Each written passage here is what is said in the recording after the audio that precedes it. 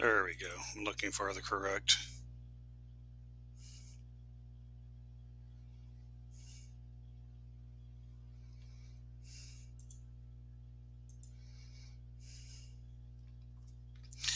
Hey guys, for this lecture, we're going to be talking about the executive branch. The executive branch encompasses the president, the vice president, his cabinet members, a number of agencies that oversee various items or oversee various activities. However, for the agencies, I talk about those in a couple of weeks. So for this chapter, for this section, we're going to do most of our discussion about the president. It's going to be a little bit about people around him, but most of it's going to be about the president. Notice these people that are looking at you. These are past presidents of the United States. Presidential power is rooted in the Constitution. If we look in Article 2, Section 1, Article 2 establishes a unitary executive. What does this mean? It means that power to run the federal government, power to make the decisions, is basically based within one person. It is given to one position, that of the president. Section 1 also establishes the Electoral College as a means to limit the president's power. The idea behind this Electoral College was to have an indirect election to establish a Republican form of government. So remember, Republican, we are choosing the person to make the decisions for us. So it was going to have an indirect election to establish a Republican form of government with a strong executive who was responsible to the state legislature instead of the people. However, the presidency strengthened with the development of the national convention system of nominating presidential candidates. This occurred because it gives the presidency independence from Congress, from the state legislature, and it made it responsible, or it gave the choice to a mass popular base, to a popular vote. Conventions replaced caucuses. Caucuses are simply closed meetings of party leaders to select candidates and plan strategies. Article 2, Section 2 and 3. These sections outline presidential powers and duties. They include expressed, delegated, and inherent powers. Expressed powers are specific powers granted to the president under Article 2 of the Constitution. This is the equivalent of enumerated powers in Article 1, granting these powers to Congress. Just Article 1, Congress is enumerated. Article 2, the executive, is expressed.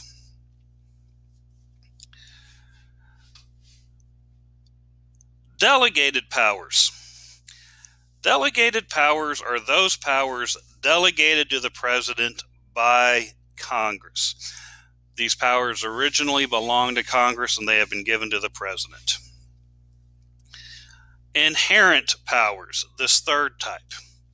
Inherent powers are powers that flow from the nature of executive authority. They are most associated with leadership during a time of crisis. So inherent powers, they're not going to be written anywhere in the Constitution. It's going to be one of those, because I am president, because of my expressed powers, I can do this.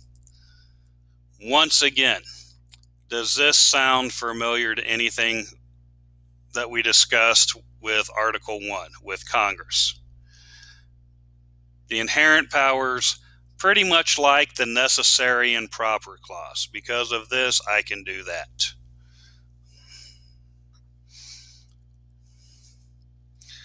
So, expressed powers come directly from the words of the Constitution. And these expressed powers can fall into several categories. The first is military. One of the most important powers bestowed or given to the president is the position of Commander-in-Chief. This position makes the president the chief military authority in the United States with control over the entire Department of Defense. Now, when we're talking about the Department of Defense, when we're talking about Commander-in-Chief, most people seem to have a limitation. When we talk about Commander-in-Chief, that makes the president the final military authority. This gives him absolute power over what? Most people are going to say the Army, Navy, Air Force, Marines, now this Space Force that we are starting. But we need to expand our horizons. Department of Defense is also going to be the intelligence gathering agencies, the alphabet agencies, the FBI, the CIA, TSA, ICE, those kind of things. So all of this, as Commander-in-Chief, the president has the power to act as commander of the national military. He has the ability to be the commander of the state National Guard, but he is also the head of all of those intelligence gathering networks, the CIA, FBI, everything, once again. So Commander-in-Chief puts him in charge of everything. Department of Defense encompasses all. However, I will say, military, this Commander-in-Chief, yes, military Commander-in-Chief is an expressed power, but we see a crossover into inherent presidential power. The reason we have this crossover is because Congress has the sole authority to declare war. Congress is the only one who can declare war. However, presidents try to deploy the American military without congressional approval. 60s, 1970s, United States, what were we involved in? We were involved in Vietnam. Was it a war? No, Vietnam was not a war. Why not? Easy. Congress never declared war on the country of Vietnam. So we're not at war, but the president has spent many, many years moving troops around Vietnam, Cambodia, Laos, this kind of thing. 1973, Congress is tired of it. In 1973, in response to Nixon's unilateralism, President Nixon not consulting Congress and what he is doing with the troops. So Congress passes something called the War Powers Resolution. The War Powers Resolution is a congressional resolution indicating that the president can send troops into action abroad only with congressional authorization or if American troops are already under attack or serious threat. So the purpose of this War Powers Resolution, the purpose of this War Powers Resolution was to limit the president's power.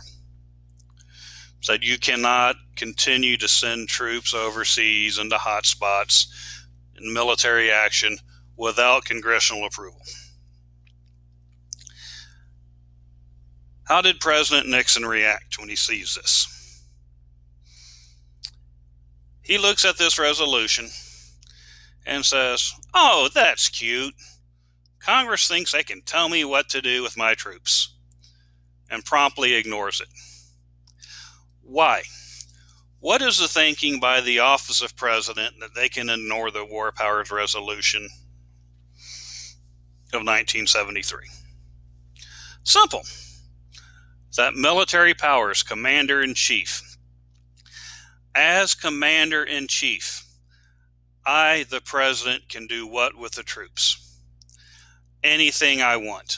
I am Commander-in-Chief. I am the final military authority. Do I need congressional approval? No. I don't need their approval. I don't need to tell them what I'm doing. It is none of their business. So we see that the War Powers Resolution was intended to limit the president's power, but most presidents, since including President Nixon, since and including President Nixon, usually ignore the War Powers Resolution of 1973.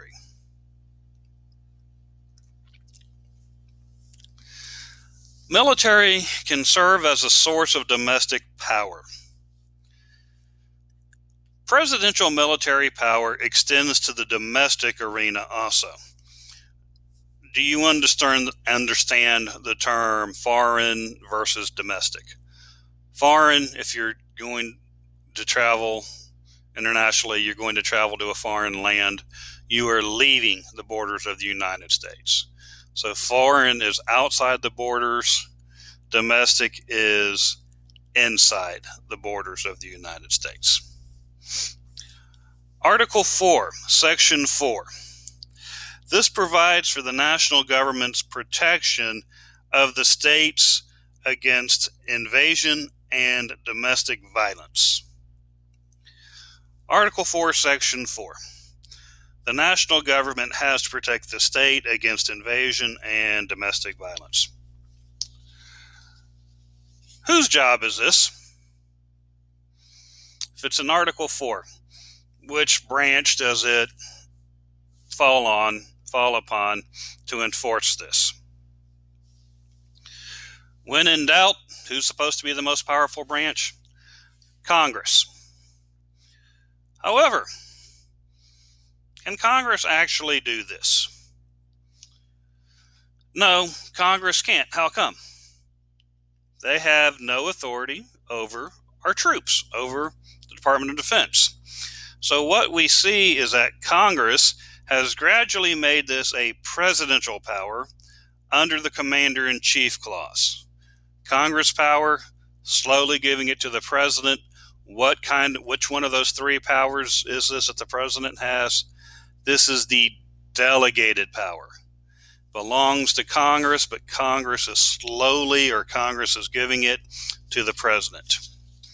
So Congress has given this to the president, made him responsible for discharging these obligations, this protection. There is a huge limitation to this power. That limitation is that the president can only discharge this power. The president can only use the military to help a state, to aid a state at the state's request. This means that the state has to request aid. They have to request federal government aid, federal government help before the president can do this. Well, why would the state do this? Why would the state want federal help?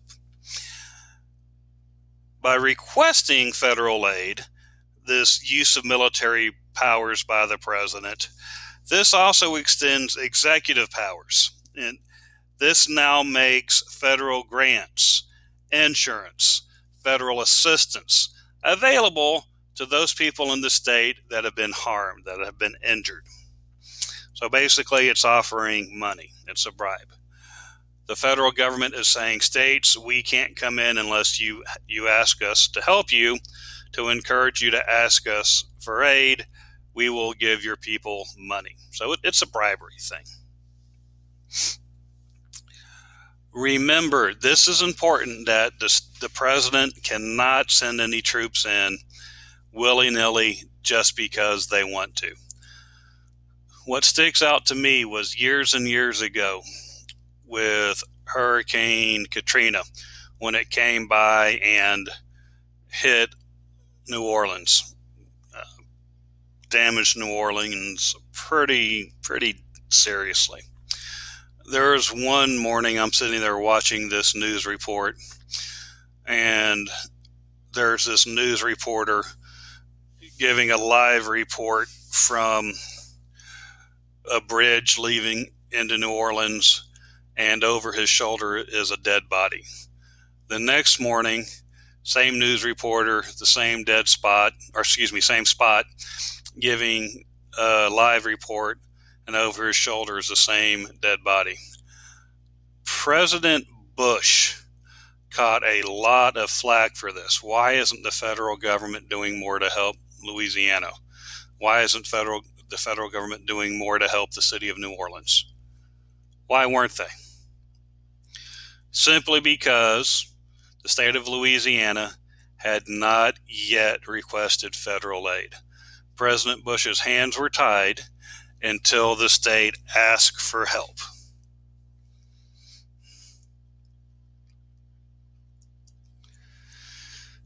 Judicial,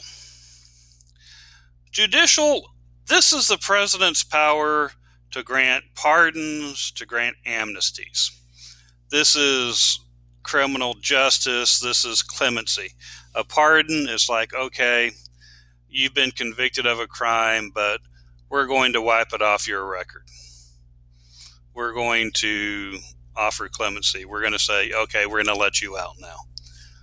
Amnesty, it's going to be, yes, you broke the law, but we're going to say there's a temporary halt to this law. We're going to grant amnesty. We're going to forgive you for anything you may have done. If you have broken this law in the past, we are going to forgive you for it.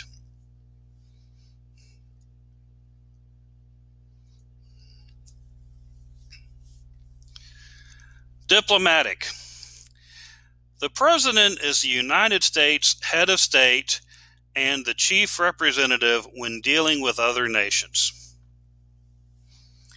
Presidents can receive ambassadors. They can recognize other countries. This means that they can negotiate, they can enter into treaties with them. However, to enter into a treaty, for an official treaty, the president negotiates it, but the treaty must be approved by 2/3 of the Senate. 2/3, that's a hard number to get. So what we have seen in recent times, presidents have used executive agreements. Executive agreements are agreements made between the president and other countries. They have the force of a treaty, but do not require the Senate's advice and consent. They do not require that 2/3 Senate approval. So basically, they're going to bypass the Senate. Well, they can. What we see, there are two types of executive agreements. The first type is called the Executive-Congressional Agreement. The Executive-Congressional Agreement. This agreement is still submitted to the Senate, but instead of needing a 2/3 vote to pass for the United States to join, it only needs a simple majority. Why would you want to use this type of agreement, this Executive-Congressional Agreement? Well, if your party is in charge of the Senate, if your party has the majority in the Senate, but they don't have a super majority, if they do not have 66, if they don't have 2/3 of the seats, the minority party can hold up, they can prevent the Senate from agreeing to pass this treaty. So by changing it to a simple majority, as long as your party is the majority party, you're going to have the majority, it is expected that your party will approve it. The second type of executive agreement is something called the SOLE, S-O-L-E, the SOLE Executive Agreement. What does that mean? Well, if you're the sole owner of something, what does that mean? That you are the individual owner, you're the only owner. In the SOLE Executive Agreement, how many people do you think have to approve this? Sole, just one. Who? Exactly. The president. He gets to bypass the Senate totally, entering into a SOLE Executive Agreement.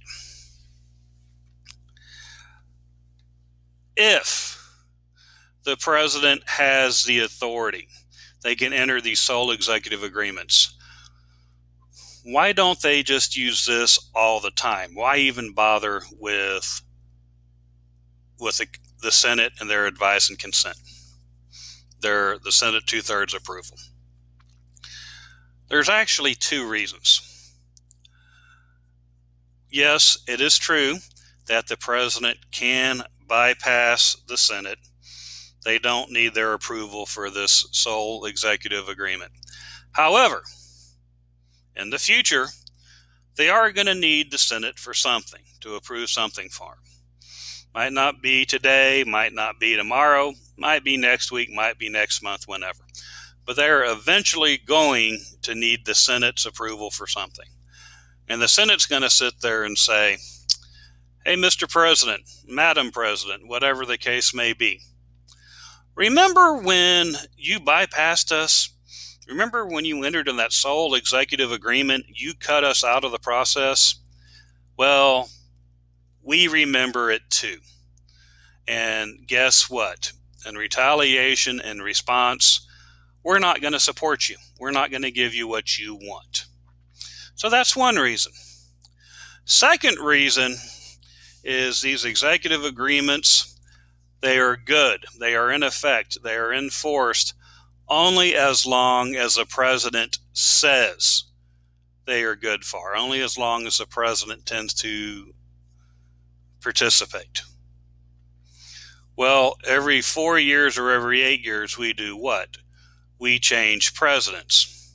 So that means that if a president entered into an executive agreement today, is this limited? Does the next president have to follow this executive agreement? Do they have to enforce it?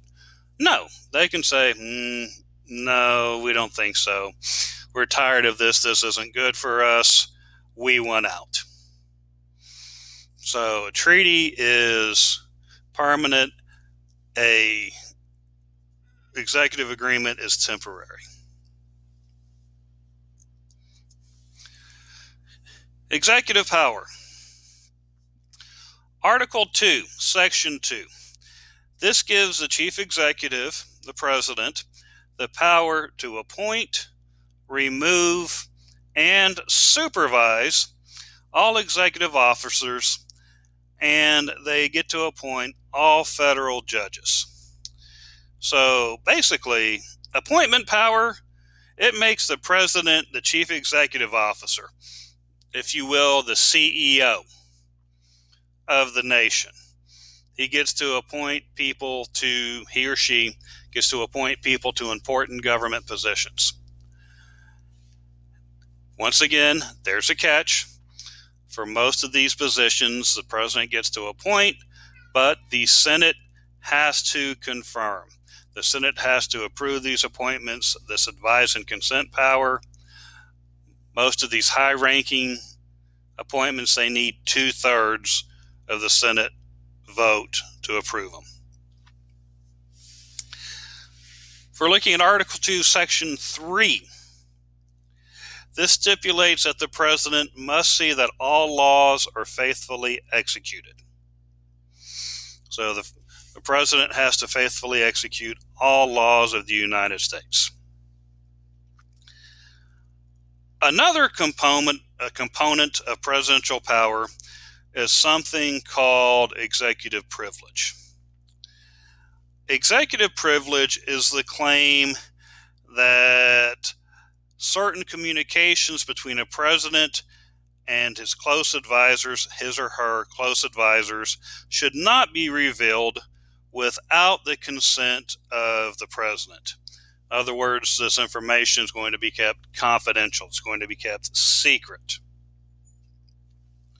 So, executive privilege, the president can keep certain communications between them and their advisors confidential. What type of information could be found under executive privilege? Well, could we see that the breakfast menu for tomorrow morning at the White House? Could the president claim executive privilege that's not open to anybody's information, that nobody can see what the breakfast menu is? Yeah, they could, but would they? You know, the president for breakfast tomorrow is having 6 fried eggs, 8 pieces of bacon, all this other stuff that's bad for you. Is that going to be confidential? No, probably not. Why not? Well, it's not important. Now, if the president has discussed plans with his advisors, war plans, if we are attacked by some other country, do we have plans for retaliation? Have these been discussed? Yes. Do you think that these plans, these discussions are open to the public, or is the president going to use executive privilege? The president's going to use executive privilege. Keep it confidential. Keep it secret so these plans don't get out. So usually we see executive privilege in regards to national security items.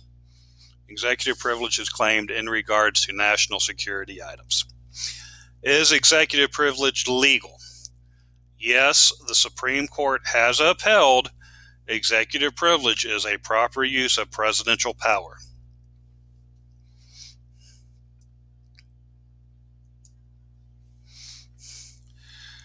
The president's legislative power. We're going to look at 2 different articles and sections here. Article 1, Section 7, and Article 2, Section 3. This gives the president the power to participate in the legislative session.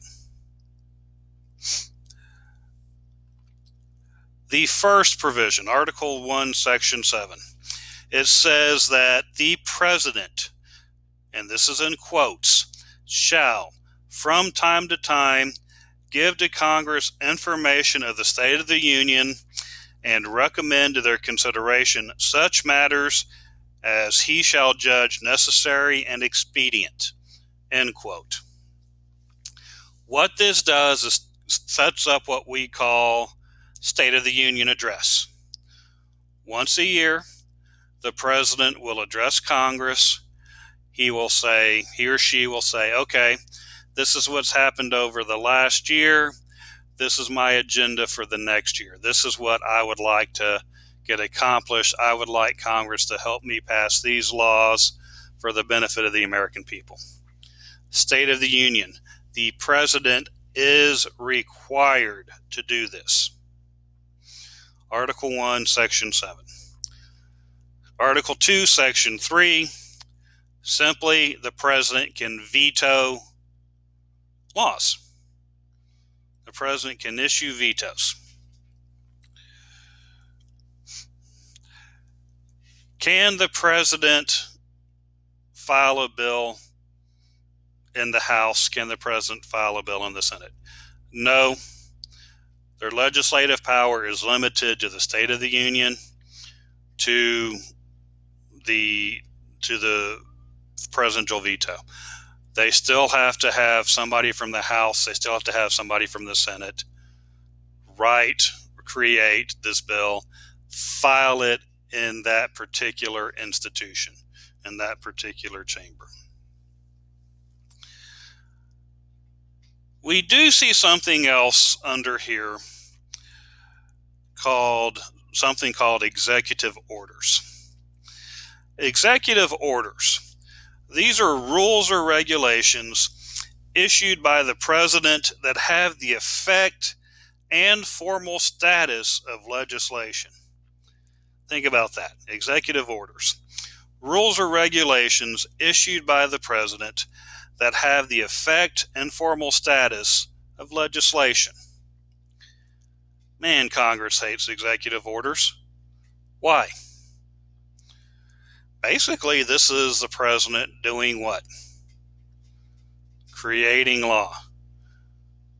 Whose power is that? Oh yeah, Congress has that authority.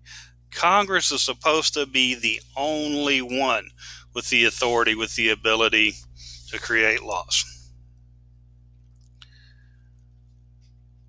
Does the president usually abuse his power? Usually not. We're starting to see more and more states sue over executive orders, but usually the president will use an executive order as a management tool.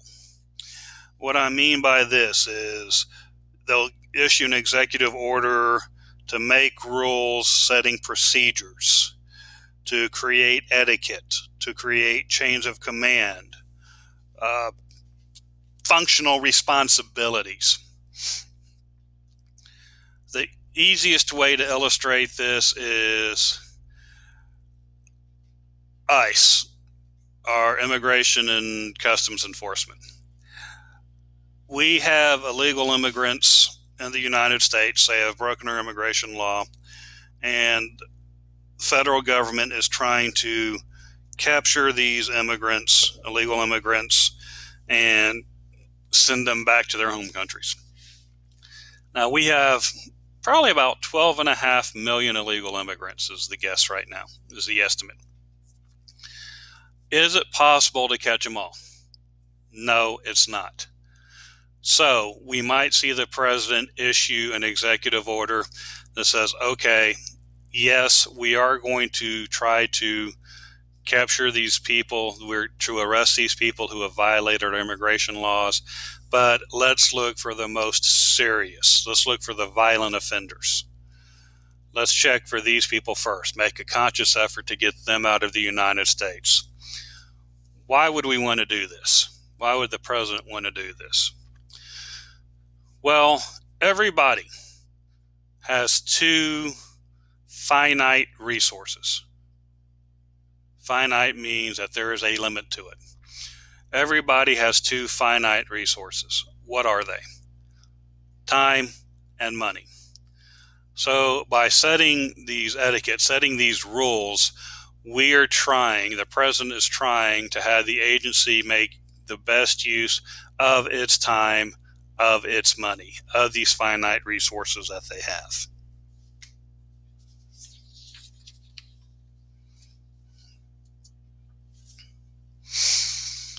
Delegated and inherent powers. Okay, so that's the end of expressed. Remember, delegated powers come from Congress. Over the last 75 years or so, Congress has voluntarily given a great deal of power to the president, to the executive branch. Have they done this intentionally? Hard to say. How have they done this? How have they given this power to the president if they haven't done it intentionally? Well, remember, Congress passes laws, but they cannot implement the laws that it makes. They cannot put it into practice. Congress must rely on the executive branch to implement these laws. As the executive branch carries out congressional legislation, as it carries out congressional wishes, its agencies develop thousands of rules, regulations, orders, findings at their own discretion. Plain English, when Congress creates a law, is it clear and concise, or is it a hot mess? Most of the time, it's a hot mess. So Congress will pass this bill. It's a hot mess. It's a general idea. Goes to the president. The president signs this bill into law. It gets passed off onto an executive branch agency who has to sit there and interpret it. They have to figure out, they have to decide what Congress intended from this law.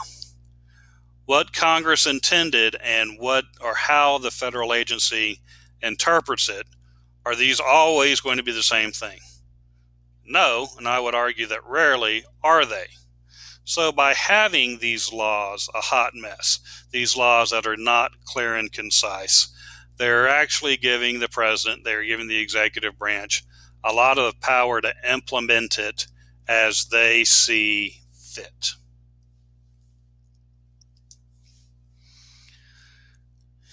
Remember the third one, there's also inherent powers. Presidents claim that there is a third source of power beyond expressed and delegated power, these inherent powers. These powers are not expressed in the Constitution, but they can be inferred from it because they stem from the rights, the duties, the obligations of the presidency. So they are inferred, they are hinted at. So these are our three powers. Let's go ahead, and there's some amendments I want you to know. When I say that there are some amendments I want you to know, this is my polite way of saying you really need to know these. I'll let you guess why. 12th Amendment. 12th Amendment discusses how a president would be elected.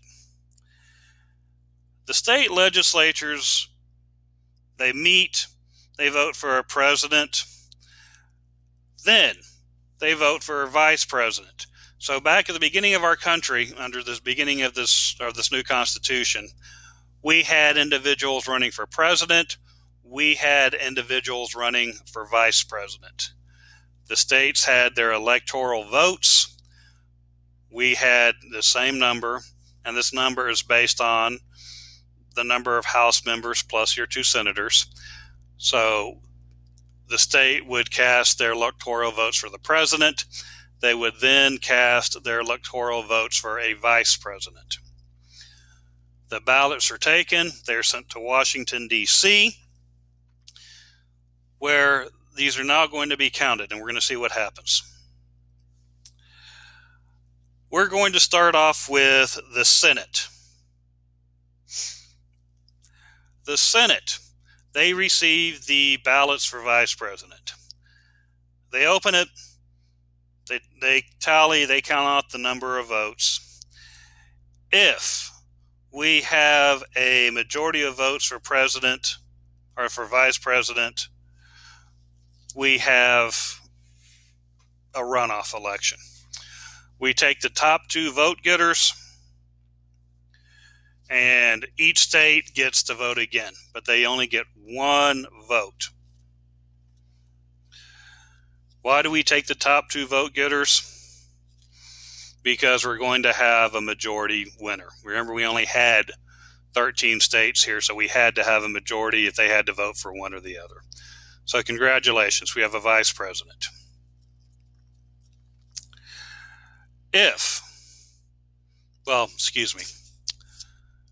So that's the Senate, that's electing the vice president. If the Senate gets the ballots for the vice president, this means the House is going to get the ballots for the president. The House of Representatives opens all these. They list the votes, they're counted. If one person has received a majority of votes for president, he would then be president. If there is no majority, the House of Representatives would then take the 3 highest vote getters, and each state would now get 1 vote. This is screwy. This is weird. This is odd. Why is this odd?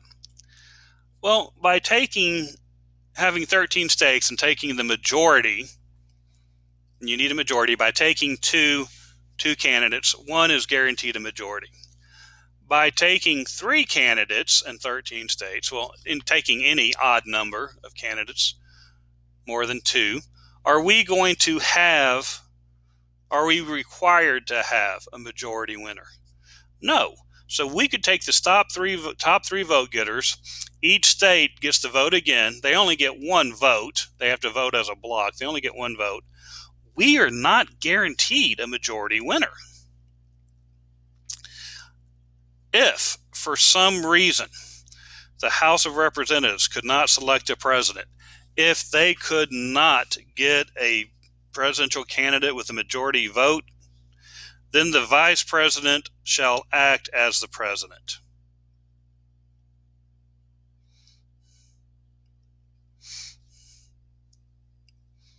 Kind of screwy. 20th Amendment. The 20th Amendment deals with the beginning and ending of terms for new executives, for the new president and vice president. The presidential term begins at noon Eastern on January 20th. So noon, January 20th on the East Coast, every 4 years, the president is sworn in to begin their term. Now, the 20th Amendment does do a couple of other things. It tells us that the congressional term begins at noon on January 3rd every 2 years. So Congress is sworn in on January 3rd, noon Eastern, every 2 years to begin their legislative session. The last thing the 20th Amendment does, it says that if an executive dies, so if an elected president dies before the new term begins, but after the election, the vice president would take over for the president-elect. So the vice president will be sworn in as president. The 22nd Amendment. 22nd Amendment sets term limits for the president. How long can a person be president? There are actually 2 correct answers here. One of them is easy to get, one of them not so much. How long can a person serve as president? The easy answer is 2 terms. How long is a term for president? What's the term length? 4 years. So president can serve 2 terms, 2 4-year terms. That's the first answer, the first half of the answer. What's the second half? A person can serve 2 terms or 10 years as president. Now, wait a second. 4 plus 4 equals 8. How do we get 10 years? How do you serve 10 years as president? That's simple. If you are the vice president and something happens to the president, they resign, they die, they're incapacitated, they're impeached, something happens, you take over. You serve the rest of their term, then you are able to run for re-election. So this is how you could serve up to 10 years as president.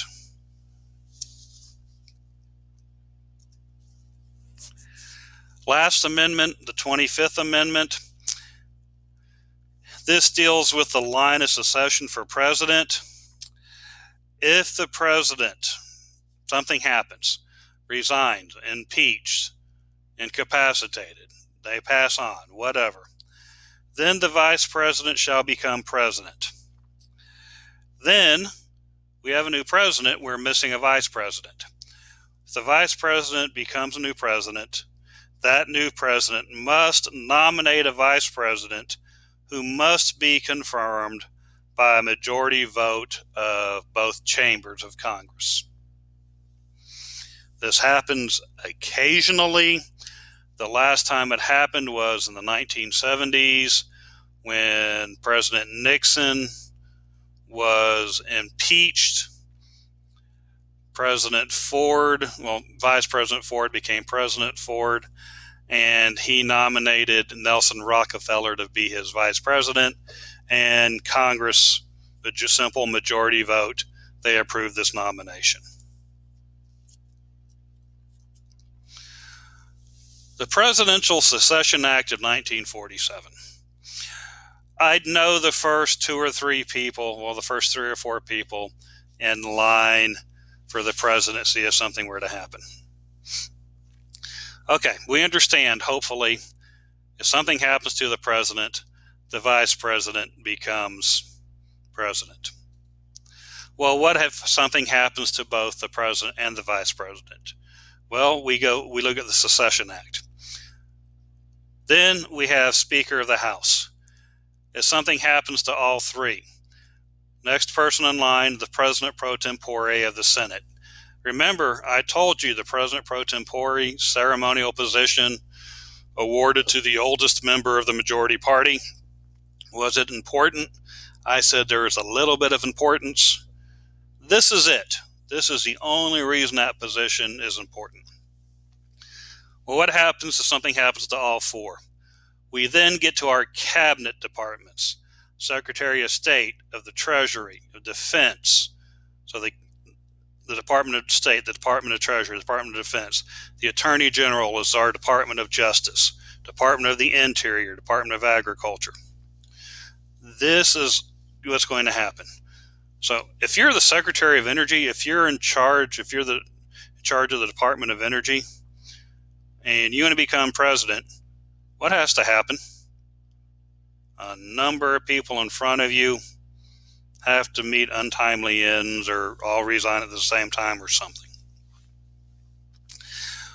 If we're looking at these secretaries, this Attorney General, this is our cabinet department. Why this order? There is actually a method to the madness. This is the order of seniority or chronological order. This goes in the order that the department was created. So the State Department was created first, the Treasury Department was created second, Department of Defense was created third, the Department of Justice was created fourth. So we can look at this and say, okay, what is our most recent cabinet creation?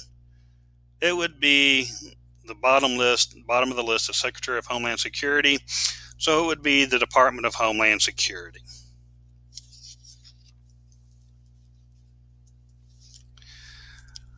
Institutional resources of presidential power. The president has thousands of officials and staffers who work for or assist, advise him, whatever term you want to use.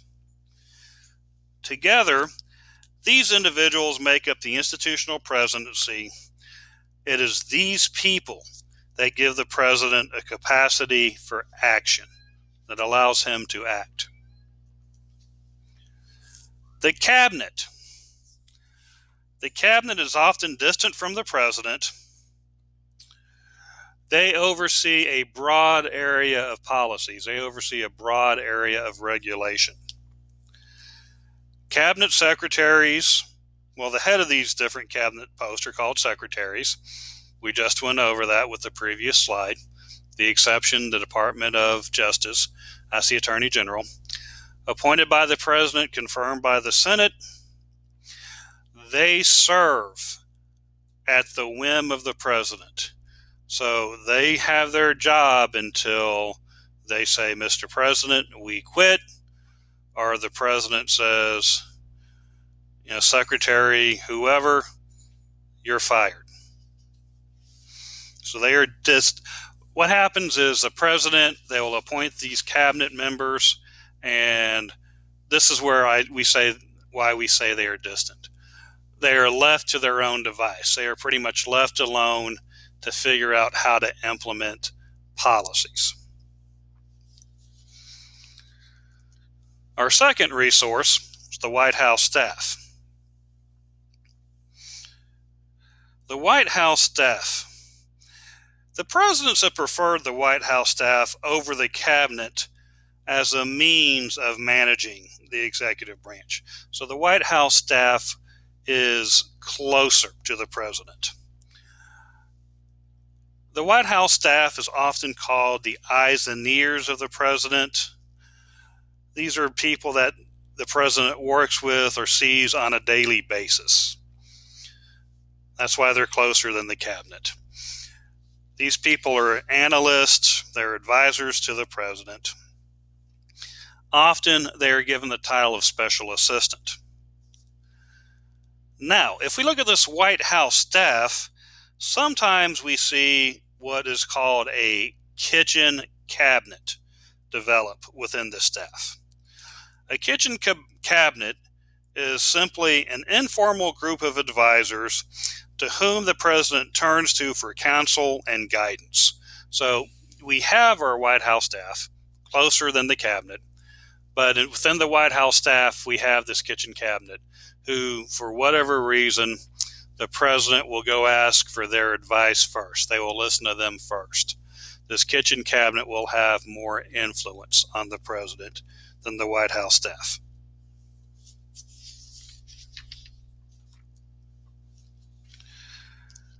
The executive office of the president. The executive office of the president, or we're going to shorten it up to the letters EOP. The EOP is a visible sign of a modern, strong presidency. Established in 1939, the EOP is defined as the permanent agencies that perform defined management tasks for the president. Some examples would be the Office of Management and Budget, the OMB, the Council of Economic Advisors, the CEA, the National Security Council, the NSC. Between 1,500 and 2,000 specialized individuals work for these agencies. What do these agencies do? The OMB, the Office of Management and Budget, they prepare the national budget. They design the president's programs. They report on agency activities, and they oversee regulatory proposals. The CEA, the Council of Economic Advisors, they analyze the economy and economic trends to give the president the ability to anticipate events rather than waiting and reacting. The NSC, the National Security Council, what do they advise the president on?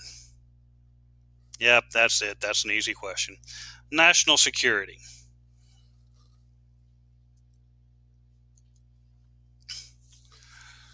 The Vice President.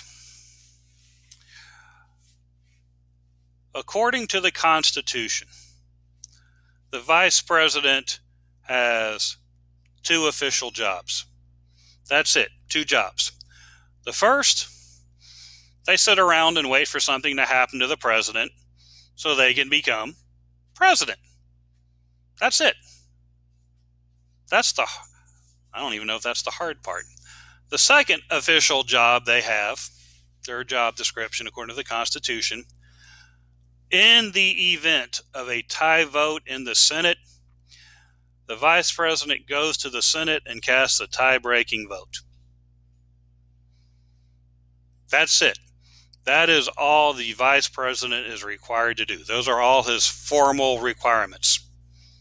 And you could pay me over $300,000 a year to do those 2 things. Well, those are formal. Over the last 25 years or so, the president has decided that the vice president doesn't have enough to do. So we see some informal activities have been given to the vice president. The first informal activity is to help aid in the president's election or re-election bid. They're supposed to help the president's electability. They're supposed to somewhat offset the president and his characteristics. What I mean by that, if you have 2 people from New York They're running on the same ticket. We don't elect them separately today. They run on the same ticket. We elect a president who has chosen their vice presidential candidate. If the vice president are from New York, these are going to appeal. This ticket is going to appeal to people from New York, from the Northeast. Probably will not appeal to the rest of the country. So what we might see is somebody from the Northeast pick somebody from the Midwest, the Southwest, to act as a counterbalance. We might see him pick somebody from Arizona. The thought process is that, the president wants them to help with their electability. We're going to pick them. They're going to help us carry a state to win the electoral votes from a state that we don't think we could win without them. So they're supposed to help us with electability. The president from New York or from the Northeast picks somebody from Arizona and Nevada in an effort to help win that state. The thought process is, if we're from Nevada and they've picked our governor, well, we don't like the person running for president, but our governor as vice president will be able to influence the president. They will be able to get some of our values in the White House. So, yeah, we can support this ticket. So the first unofficial job, help with electability. Second unofficial job is we see the vice president become more of an administrator. We are seeing presidents form commissions, investigative groups, and they put the vice president in charge of this investigative group. The last institutional resource is the first spouse. Technically speaking, we've only had first ladies. We have yet to have a female president. That will change. But for the first spouse, we're talking about first ladies. Do you know what POTUS, P-O-T-U-S, stands for? President of the United States. What does FLOTUS stand for? F-L-O-T-U-S. First Lady of the United States. First ladies have always embraced causes. But since the 80s, we have seen first ladies become more active. First Lady FLOTUS Obama, her cause that she championed, the cause that she embraced, was childhood obesity, childhood nutrition. Both FLOTUS, both First Lady Bush, Laura and Barbara, theirs was literacy, theirs was reading. FLOTUS Clinton was health care, national health care. Back in the 80s, we all grew up with it. It's changed names many times since then. But First Lady Nancy Reagan starts off as Just Say No, morphs to Kickstart, to DARE. I don't even know what it's called today, but this was an anti-drug program. FLOTUS Trump, Melania Trump, hers is Be Best. Okay, now, why is this important to the president? What you have to realize is that originally, the First Lady, and this sounds very sexist, but unfortunately this is how it was. They were eye candy. They were there to look pretty. They didn't do much. But they started to use this power, like I said, they all have, but some have become more proficient in it. They have started to do this to increase things they believe in, to make the United States better. Why do the presidents let them? Do the presidents care what cause the First Lady is championing? Probably not. So then, why do they do it? It makes the president look better. If the First Lady cares about it, if a wife cares about it, then obviously the husband cares about it too. Ladies, I know you're shaking your heads no when I say this. This is a thought process. I didn't say the thought process was right. But so the first spouse is an institutional resource.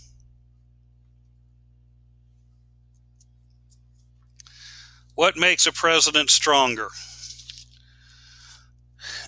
At one time, there was a debate about whether presidents were weak or strong. Today, every president is strong. This is a reflection of the increasing power of the presidency. Presidents will seek to dominate the policy-making process and to lead the nation in times of war.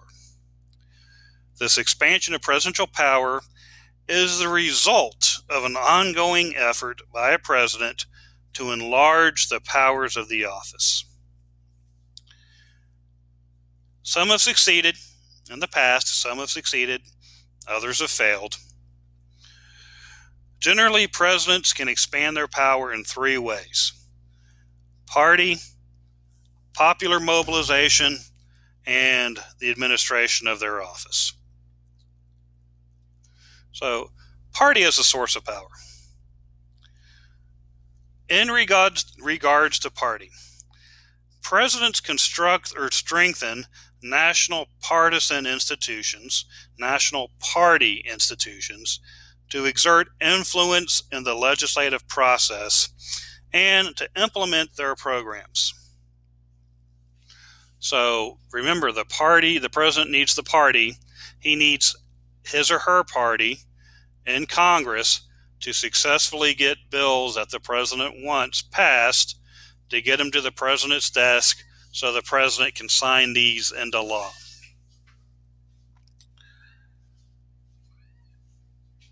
Although party is valuable to the president, it is not always reliable due to the autonomy. The party, even the party in Congress, it is believed that they respond to the president. It is believed they do what the president wants. But is this true? Do they have freedom? Yes, the party in Congress has freedom. Why? Why don't they have to listen to the president? Our elected officials in Congress, our U.S. senators, our House members, who do they get their job from? We, the people, give them their job. We, the people, elect them. We're the ones that put them in office. We're the ones that may or may not continue to put them in office. We may or may not reelect them. They get reelected by doing what we, the people, want. So if the president wants one thing and your constituents want another, are you going to do what the president wants, or are you going to do what the constituents want? Hopefully, if you're smart, you're going to do what the constituents want. So, since party is not a reliable source of power, we might see the president going public. Goes public to whip up the people, to get them excited. In this situation, presidents use popular appeal to create a mass base of support. This will allow them to subjugate their political foes. What I mean by this is they will come, the president will go on TV, they will get us excited. Say, I have this wonderful idea, I want this policy, this procedure, but ladies and gentlemen of America, I need your help. Your Congress people won't support me. What do they need our help to do? What do they want us to, what does the president want us to do? They want us to call our Congress people, our House members, our senators, and say, hey, we like the president's idea. We want this to occur. You need to support the president on this. That way he gets to overcome his political foes. He's asking us to help them. He's asking us to tell our elected officials, support the president. Last one, administrative state. Only thing I want to talk about with the administrative state is something called a signing statement. Signing statements are put into increased use beginning with the Reagan administration. They are typically understood to be a statement issued when a president signs a bill into law and it lays out the president's interpretation of the law. Often during a signing statement, the president will have some sort of discussion of the section of the law that they deem improper or even unconstitutional. And this is an indication of how hard they're going to work to implement this law. If the president says, I like this law, I think it'll help out the American people, do we expect them to implement it or not?